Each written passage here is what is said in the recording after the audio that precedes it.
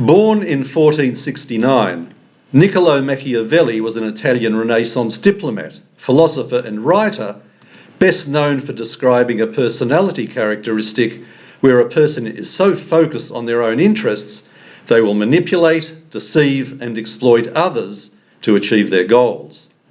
In other words, the end always justifies the means. And I'm thinking of this today as Joe Biden claimed victory in the US presidential election.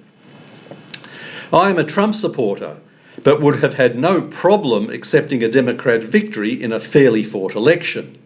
That's the way democracy works.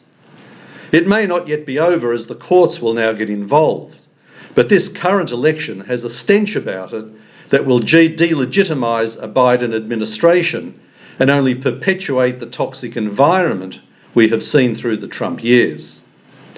It all started, of course, when Donald Trump defeated Hillary Clinton in 2016.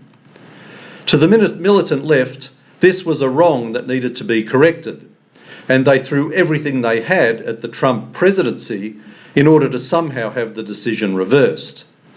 They tried the Russian collusion angle, they tried impeachment, and they tried smearing him personally. None of it stuck because at the end of the day, Trump's actions were far more substantial and better overall for both America and the world than some of his admittedly undignified and boorish behaviour. Of interest to us was his move of the US Embassy to Jerusalem, his recognition of the Golan Heights, and the facilitation of peace agreements with 3 Arab states, and with apparently more to follow. But the leftists showed that they would stop at nothing to ensure Trump was removed from office. Joe Biden may be past his prime, as they so diplomatically put it, but this doesn't matter, as they had a far-left candidate in Kamala Harris for vice president. She would be able to energise a new administration with her socialist and anti-Semitic values.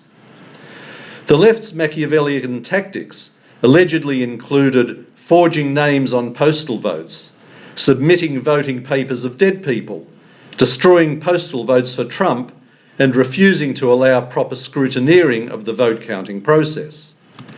Now, at this point, we don't know how true all these accusations are, but there have been so many of them that I find it difficult to accept that this is all coincidental. And we knew that the leftists would stop at nothing to get the outcome they wanted. Then we had the mainstream media machine throwing its support behind the campaign to get rid of Trump, no matter what. Joe Biden is clearly not up to the job of US president, but they all looked the other way. To the media, it didn't matter who was in the Oval Office as long as it wasn't Donald Trump. Hunter Biden has not done much of value in his life other than being the son of a long-term career politician of some influence. But the reports of corruption involving his father, as evidenced by the laptop computer saga, were simply ignored and dismissed by the mainstream media. Had it been the other way around with one of Donald Trump's sons implicated in the meddling of international affairs, it would have featured non-stop in all the media. But getting to the truth was never important. Getting rid of Donald Trump was. Social media was no better.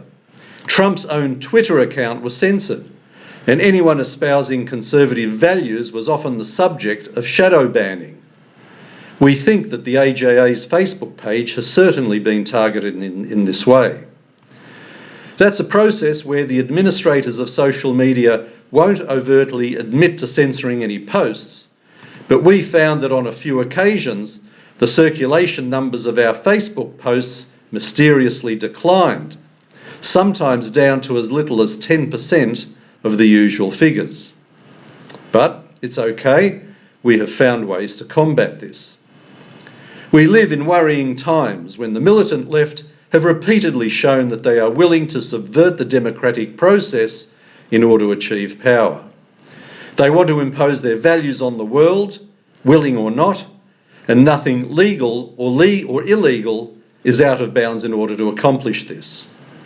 Niccolò Machiavelli would have been proud of them all.